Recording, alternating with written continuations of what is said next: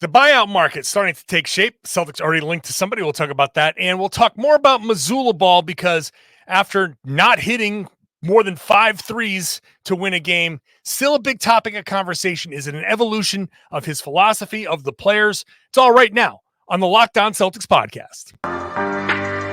Be ever ready. Recognize the city of champs. Boston, baby, we do what you can't. Locked on number 18, Tatum and Brown, J-team, step back. We gon' wet that and slay teams. Of course the Celtics, who else could it be? Screaming like KG with the Larry O.B.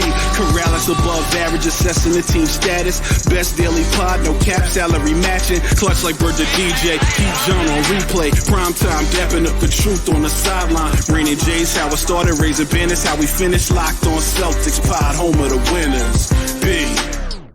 Hey there, welcome back to the Locked On Celtics podcast right here on the Locked On Podcast Network, where it's your team every day, and I've got you covered with a free, fresh podcast that's dropped directly to your device every Monday through Friday. Plus, when the Celtics play like on a Friday night against Dallas, you can expect a bonus podcast to hit your device, whether you're listening or watching on YouTube. Hop in the comment section, let me know what you're thinking. Become an everydayer. Join me on a regular basis because I think we have a good time, you and I. I'm John Karalis. I used to play a long time ago. Now I'm covering the Celtics for Boston Sports Journal. I'm a beat writer. I'm in there in the locker room talking to these guys after games, at practices, and all of that. Today's show is brought to you by Grammarly. Make a bigger impact at work with Grammarly. Sign up and download for free at Grammarly.com/podcast. So today, a couple of little odds and ends here about the buyout market. But I really want to dive into the Mazzulla-ball. You know, when the Celtics hit 5 3-pointers and win by 18, there's still a little bit of buzz. There's still a little bit of discussion going on. So decided let's have this discussion with Tom Westerholm. Hey, what's up, Tom? I'm ready to talk about some Mazzulla-ball. Let's get it. Yeah, Tom, notorious lover of shooting the basketball. So interesting to get your take on this, but let's get a couple of things out of the way here. Mike Muscala is getting a buyout from Detroit. I'm sure that the mailbag is going to get some like, oh, hey, Mike Muscala. Other than familiarity with Joe Mazzulla as a big enough body who can shoot the basketball, do you see any reason to bring him back? Yeah, I think when you really look at what Mike Muscala brings to the floor, I don't see a way that the Boston Celtics win a championship without bringing back Mike Muscala. That's okay. That's exactly where I thought we would land. Yeah, no, I mean, sure. Exactly. That's kind of where I'm at with pretty much every one of these buyout guys. Is it's like, sure, I don't know. Like, what are you going to play? Because O'Shea Brissett's been really good. He's not going to play like a minute of meaningful playoff basketball. Nope. So no, bring Mike Muscala in. Do it. Yeah. Title. That's exactly right. So heading off the Mike Muscala questions at the pass by saying like, if you want, he's not going to do anything. He's going to come here and not play, which is why I don't think the Celtics do anything with the buyout market, unless they're like really just like extra insurance. But if you're gonna do that, why not reward one of your two-way guys instead? You know, like that's sure. Like, I mean, yeah, because I don't see any way that this person gets on the court one way. That's right. Sure, injuries, this and that, but that's why you went and picked up, Xavier Tillman and Jaden Springer. Like I don't know. Yeah. Okay, so that's it. That's the Mike. That is the entire. If you came here thinking I'm ready to hear all the Mike Muscala talk, that's it. 4 minutes and 20 seconds. Spark one up in honor of the time frame. That's exactly. Yeah, most of it was the intro. So really, it was about 45 seconds of discussion. So if you're only here for the Mike Muscala discussion, thank you. Well, enjoy. I hope you enjoy the podcast. Please rate and review and share the podcast and all that stuff. Yep. I can run my end page like this right here. Hey, okay, share the podcast. Goodbye. All right, now let's get to the meat of this podcast because the Celtics. Now that we've lost all the listeners. Now that thousands and thousands of people are like, that's all the Mike Muscala talk. All right, see ya. I'm going to pick two mailbag questions to lead this off because people continue I get mailbag questions every day. After the Celtics lack of 3-pointers against the Sixers, it's like, ooh, there's a big question. So let's just start off with a question from Joachim, who said, is it fair to say the Celtics team will change its approach based on how the defense is playing them, but not how they are playing? Like if they're cold, he'll want them to keep shooting, which will drive fans nuts, but that's his thing. Andrew asks, does the Philly game show the NBA teams benefit from shooting lots of threes or prove that the Celtics don't need threes to win? So let's just fold all of that into this discussion. And also there was an interaction I had on Twitter where somebody said, well, I don't think this is what Mazzulla-ball is. I think the concept has evolved. And I was like, no, the players have evolved. So we got a lot of different ways we can go with this. Let's start with the first question here. Yeah. And I think it is fair to say, process over results, right? It's if you're getting open threes, and like I said on yesterday's podcast, the Celtics average 42 3-pointers per game, lead the league. 36 of those 3-pointers, according to NBA tracking data, are either open, which is defender 4 to 6 feet away, or wide open, which is 6 feet or more away. 36 of 42 shots are either open or wide open. So if you get those exact 42, 6 tightly contested ones mixed in there somewhere, they will take that every day. If they shoot 9%, they will take all 42 of those shots. Yeah. It doesn't matter. But if those shots are not open and there are paths to the rim, like they did against the Sixers, then attack. And importantly, you better finish at the rim, because if you miss the layup, you're going to give up something on the other end. That's right. Yeah, I like the way that question was phrased, honestly, because I think that is largely the way that you should look at, because I think, Mazzulla has defended the 3-pointer against kind of questions from media members, from fans, whatever it is, about like taking too many threes. And the problem is not that the Celtics aren't taking too many threes, because to your point, so many of them are open. You can't take, especially with the shooters the Celtics have on the floor at any given time, you can't take too many open threes. Those are great shots. If you're generating great shots, take them. And then on a night like last night, when we're recording this, when the great shots are at the rim because the opposing team is missing its rim protector and they're switching everything and forcing you off the 3-point line, then there's an easy answer to that too. And that's that's the beauty of having a team like the Celtics have, is that you're going to be able to find good shots somewhere on the floor just by virtue of having so many good players. So take those, and then when the opponent says, okay, no more of that, then take the thing that the opponent is then giving up, because you can't stop everything. There's too many leaks on this team. Too many potential spots where you can get hurt.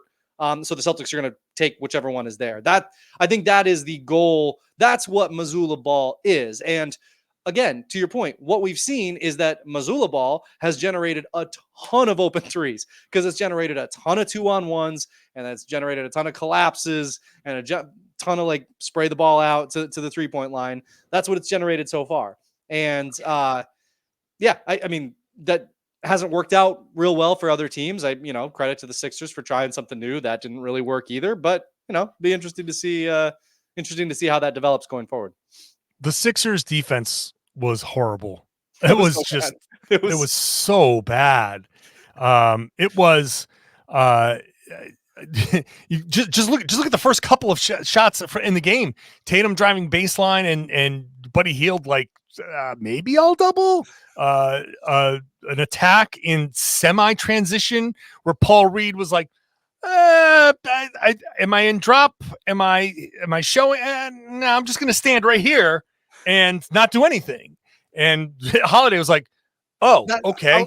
I was gonna say, I couldn't remember if that was the holiday layup. That layup was so funny because it's like, you know how like when you're going through the layup lines and you're just trying to look cool and you just kind of stick the ball way out in front of you and Yeah, just kind of like that's what it that's was. exactly what Holiday looked like he was doing. It was It like was a 1/3 layup speed. line. Yeah. Oh my God. Yeah, it was so funny. So yeah, that's normally the Celtics offense is drive, but meets resistance in the paint, kick to Draw the corner. resistance into the paint. Yeah, Draw the draw resistance. Yeah. resistance, kick. There's an overreaction closeout, and then a swing, and the swing is the shot, or swing is the shot. And that's probably why most of Boston's 3-pointers are above the break threes, Yes. because it's not just drive and kick. It's drive and kick. And the guys in the corner are going, I can make one more pass, and this is an even cleaner look. And that's where it goes. So even if it's kick, swing, you got to get to the third swing to get it back to the other corner. And that happens every once in a while. It happened in New York. That was like look at this beautiful basketball. Everybody touched the ball. And Drew Holiday got a shot in the corner. You can do that too. But most of the time, it's like each time you move the ball, it's like the next defender is further and further and further away. And you got a bunch of guys who can hit those shots. It's as simple as that. So if that process is happening, then that process will be what the Celtics do. And if you drive and there's nobody at the rim, or if you drive and they're closing out and they're being aggressive and you're not, then sure. Then you like Mazzulla said, I don't love threes. I love great shots. And the shots, by virtue of being open, and yeah, the math on a wide open 3-pointer is really, really good. The probability is high. The payoff is huge. That's where the Celtics are going to go. So we'll get into the next question of, is it proof that the Celtics don't need threes or that they need to shoot a lot of threes? We'll talk about all of that in just a second. Today's show is brought to you by eBay. eBay Motors has teamed up. I can spit this out. I got this. With Josh Lloyd of Locked On Fantasy Basketball to bring you some of the best fantasy basketball picks each week, all season long. Whether you're prepping for a daily draft or scouting the waiver wire every week, we're going to get you players that are guaranteed to fit on your roster. So here's who Josh has picked out as this week's eBay's Guaranteed Fit Fantasy Picks of the Week.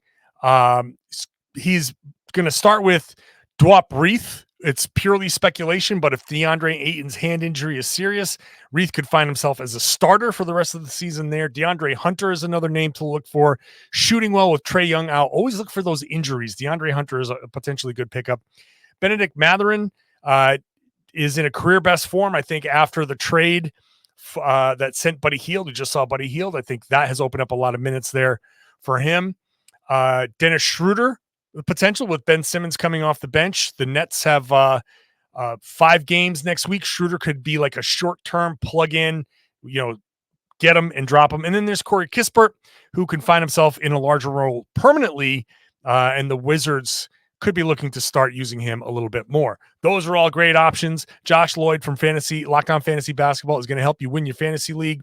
And eBay Motors knows a championship team is about each player being a perfect fit. It's the same with your vehicle. With over 122 million parts for your number one ride or die, you can make sure your ride stays running smoothly. From brake kits, LED headlights, roof racks, bumpers, whatever your baby needs, eBay Motors has it. And with eBay's Guaranteed Fit, it's guaranteed to fit your ride the first time, every time, or your money back. Plus, at these prices, you're burning rubber, not cash. Keep your ride or die alive at ebaymotors.com. eBay Guaranteed Fit is only available to U.S. customers. Eligible items only. Exclusions apply. Thanks for making Locked On Celtics your first listen every day. Go check out Locked On Sports today. Not only is it the first ever 24/7 all sports streaming channel on YouTube, you can find it now on Amazon Fire TV, on the free Fire TV channels app. Go check that out. Check it out on YouTube if you'd like. This show makes frequent appearances on Locked On Sports today because the Celtics are really good and they're part of the national story. So go check it out. Watch the show again on Locked On Sports today. All right, let's get back into the 3-point conversation. Tom, I went into that break. I didn't know if you had anything to add before we move on to the next thing. Whoops. I did. I'm going to be honest with you. I did, and it's gone forever. So whatever great point I was going to make has been swallowed up by the ad break. Well, I mean, but who better to swallow it up than eBay Motors? What a fine company. There's not a single company I would rather have. Yeah. Eating my thoughts. So the second question here from Andrew about NBA teams benefiting from shooting a lot of threes or that the Celtics don't need threes to win. Is both, can we do like the why not both meme? I don't think the Celtics, again, depending on how the defense is being played, do they need a ton of threes to win? No, because they can drive, they can kick and drive again. They don't have to take those threes. They can kick and drive again and then get back on defense. It's not going to be as easy and they might not win as often, but I think they can win without taking threes. But I just think, and I can tell by the look on your face, when the 3-pointers are there, the math dictates you have to take them in today's NBA. For sure. I think your point about what the defense is giving you is really important because I do think that the Celtics need threes to win. Like a lot of them. This was the first time that the Celtics, I think it was the first time this season that it was like less than 11 made threes and they won like that. So they need a pretty fair amount. What I will say is that it depends how the defense is playing you, because if the defense is specifically taking away the Celtics 3-pointers, then I think they can generate new stuff that's going to be good. I think it's like, but like if the defense is giving the Celtics opportunities to generate threes and the Celtics aren't making them or aren't taking them, that's when I think they are going to get in trouble. Like I do think that if those are the shots, if those are the good shots they get, they do need to make a lot of them, or at least a lot more than they did yesterday. But yesterday's extreme example kind of being like, okay, if a team comes in and it's just like, man, I'm just so sick of watching these Celtics bomb everybody out of the building. I'm not gonna like just not tonight, Satan. But I think it's probably they're gonna find a different way to beat you. And here's the thing, for people who will say like, yeah, no, like, I made the mistake of trying to watch NBA today, which I used to really like, and now Perk is just all in on his shtick that he's like, oh, it's about damn time the Celtics stopped relying and attack the basket. It'd be like, come on, Perk, man. Like that's the Celtics are single-handedly reviving the post-up. Like, what are we doing here? Right. Like, it's so funny that I love that Joe Mazzulla trolled Perk the day after all of those post-ups. That was very But funny. when you generate open shots and you don't take them, you get yourself into trouble. And that's the number one thing that will piss off Mazzulla more than anything. It will be having an open look and deciding, you know what? I'm just gonna do something different. I'm gonna pass this up. When you do that, and you first of all, teammates expect you to do certain things, and if you do something your teammates don't expect, you're like, oh, wait a second, that was an open three. You're not taking that? Okay. Watch the Celtics offense. Watch Derek White on the Celtics offense, because he does a great job relocating and all of that stuff. When a guy is driving, he finds a spot to be.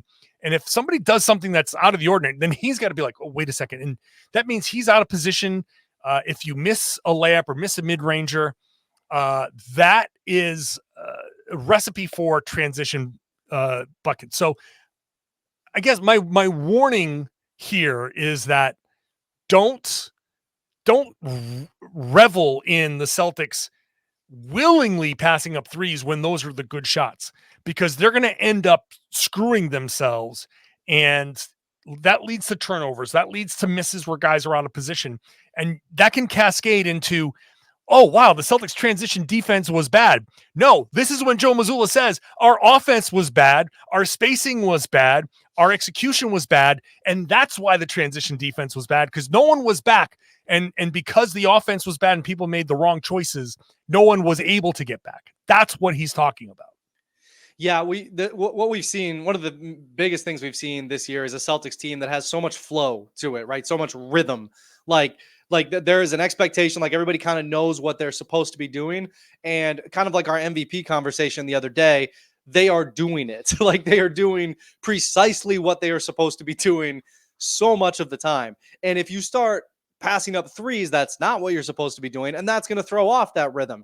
And that symbiotically then throws off your defense. Like it all just kind of works together and builds on top of itself. And I think, this is the first year that I've kind of, I don't know about you, this is the first year that I've kind of heard a coach vocalize like our defense starts with our offense in the way that Mazzulla has just really hammered that this season. And he's so right? Like it's like, like this, like everything is tied together. If you, yeah, I mean, some of that is kind of common sense, right? If you make a shot, you have more time to get back because the other team has to inbound. And if you miss a shot, the other team gets to kind of push the pace. Like everybody can kind of see that within the flow of an NBA game. But this Celtics team has been on such a string together. They've just been on this, just everybody's kind of going through their dance moves in a way that is really, really productive. And yeah, everybody's just kind of boogieing a little bit. And but like that then means that if you start messing with those dance moves, if you start doing things you're not supposed to do,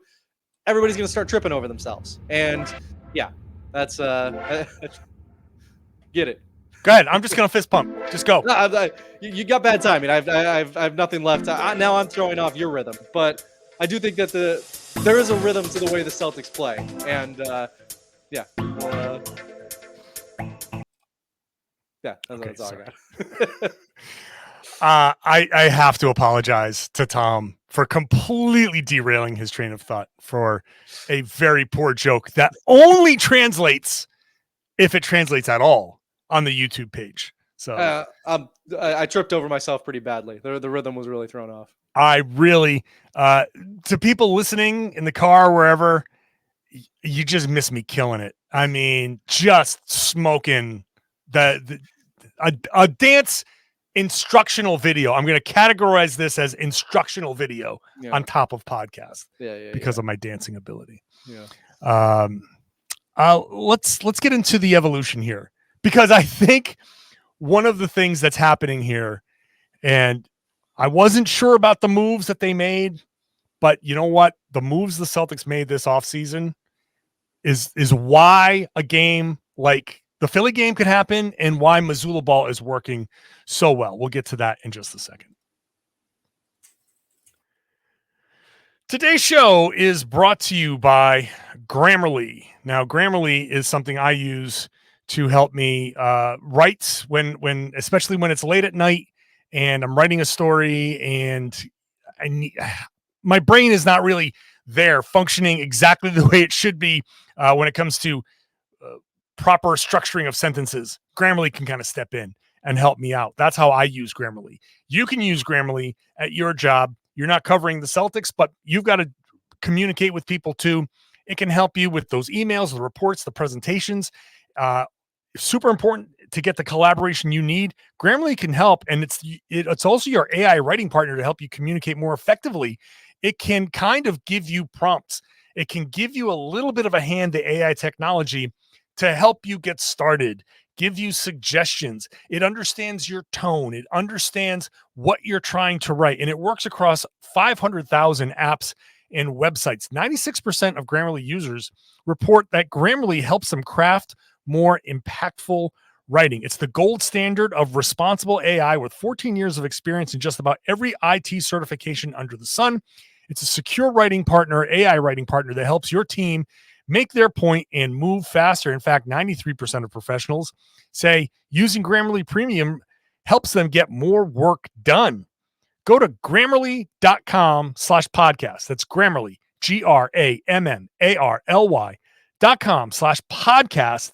Make sure you use that link so they know that we sent you. Grammarly, Grammarly.com/podcast. Easier said, done. Thanks for making Locked On Celtics your first listen every day. When you go check out the Celtics playing the Mavs, if you don't like the national broadcast, go pop on the Sirius XM app, listen to Grandy and Max, and sync up their audio with your video, and boom, you got yourself a Celtics broadcast. You have to MacGyver it a little bit, but it's the best way to do it. So go check it out on the Sirius XM app. It's a great way to get the home call with the best in the business, Grandy and Max. All right, let's get Tom Westerholm back in here because everything is tied together bit is a point that I wanted to build on. That you're right. It has been very kind of hammered home by Mazzulla, and like he says, like people want to look at offense and defense as two separate things. I think maybe because football is so popular and like people can compartmentalize. This is the offense. This is the defense. It's two separate things.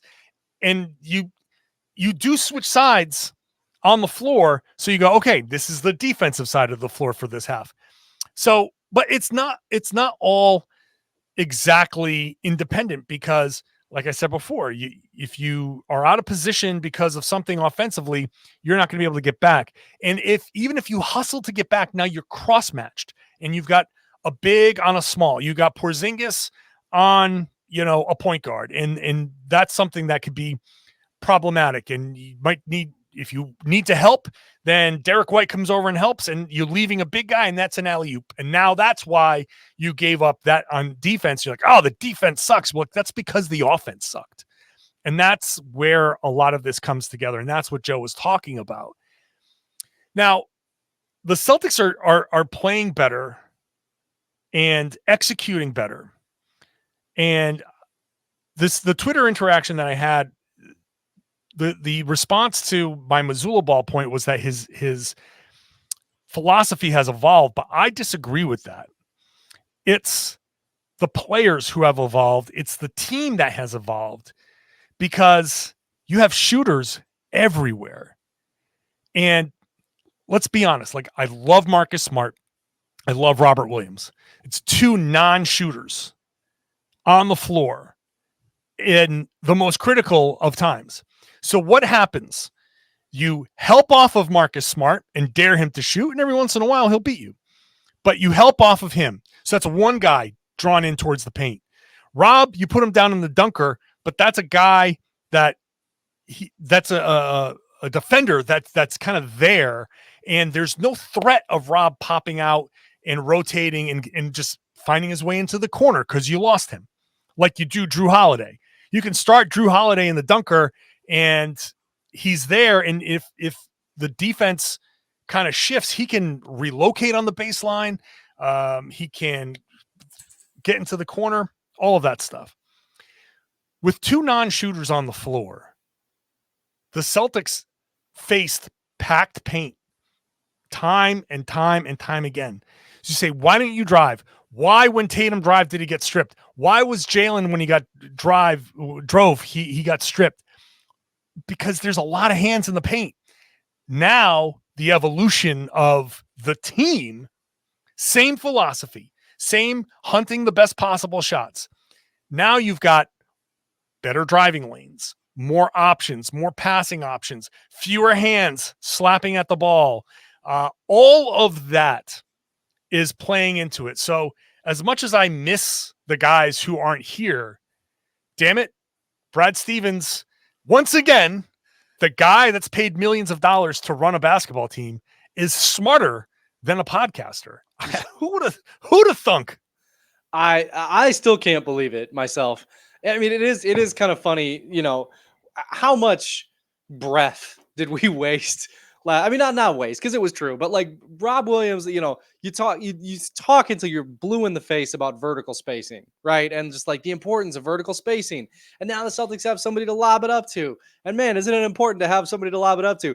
The Celtics don't really have a lob threat on this year's team, and they're fine. Like they're just but Porzingis can do it though. Porzingis can do it. He can, but when is he ever doing it? I mean, he can. But it's not the only thing he can do. Yeah. It's not the main thing he does, right? Like it's right. like, he can do it on like the roll sometimes, but it's just like, like that was the big, that Rob Williams was a lob threat. That was the thing that he did, that he's in the dunker spot. It's just so much more valuable to have a guy not in the dunker spot, to have a guy 27 feet from the hoop, spotting up and knocking it down every time he's wide open. So yeah, it's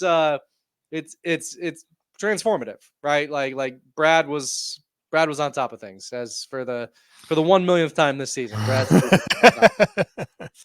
Yeah, and it's I think that's an important part of this that we have to keep in mind, that it's not as simple as just, hey, they've got more shooters, so they shoot, or they've got like it opens up what it opens up and what the threat is.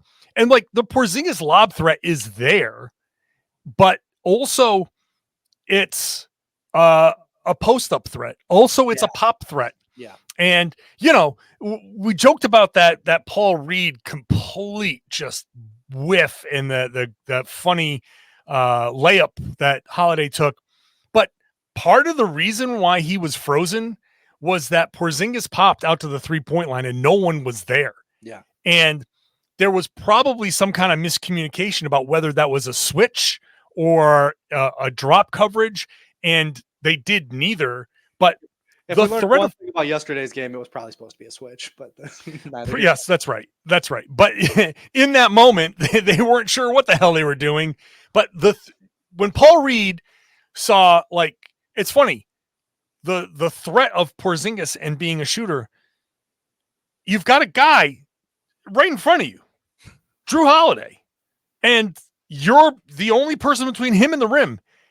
And you see that guy on the 3-point line and you're like, I need to go there. But you're the only person stopping the ball from going to the rim, but you have that quick moment of like, should I? Which in fairness would not be the first time that a Celtic has driven to the rim and had a layup and decided to pass it out to a 3-pointer instead. But that's true. That's true. But I think the message of Mazzulla-ball, I've been saying it, I've been hammering it from the beginning of this season, especially trying to get the message out, and people just don't believe it because they think Mazzulla just wants threes. It's not it. No. It's never been it. The result of hunting the best shots is often a three. Half the time it's a three, but the percentages are there. You have to take the 3-pointers when they are there. And back to the first point in the first segment. If you don't, then you're doing yourself a disservice.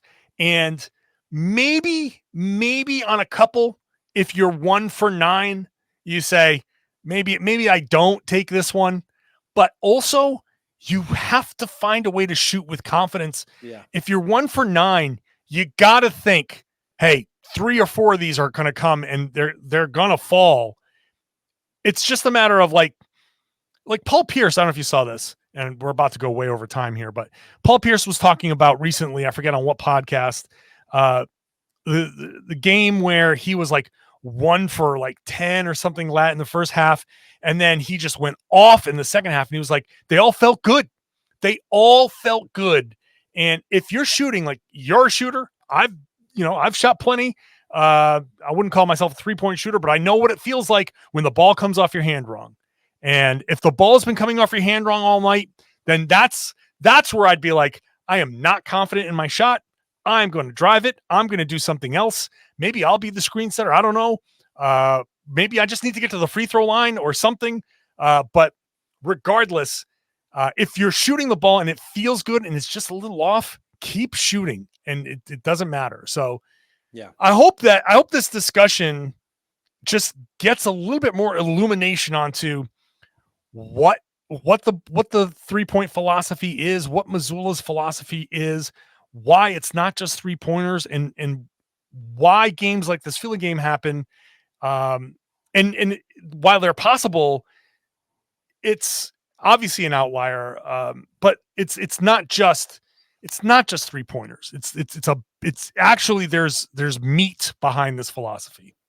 there is, and that meat, like you can really see why Mazzulla said this game was so valuable for the Celtics, right? Because all season his philosophy has generated 3-pointers. That's been like the story of the Celtics offense this season, is that it generates 3-pointers. And last night it didn't, and that gave, like, to his point, that gave them something to work on, gave them something new to try, gave them something I assume new to watch in film, just like just a bunch of new stuff that they can kind of learn from. So I'm sure Joe Mazzulla and the Celtics are saying thank you to the Philadelphia 76ers for. Yes, thank you for that, and thank you for playing some of the worst transition defense we've ever seen in our lives, and making things very, very easy on the Celtics.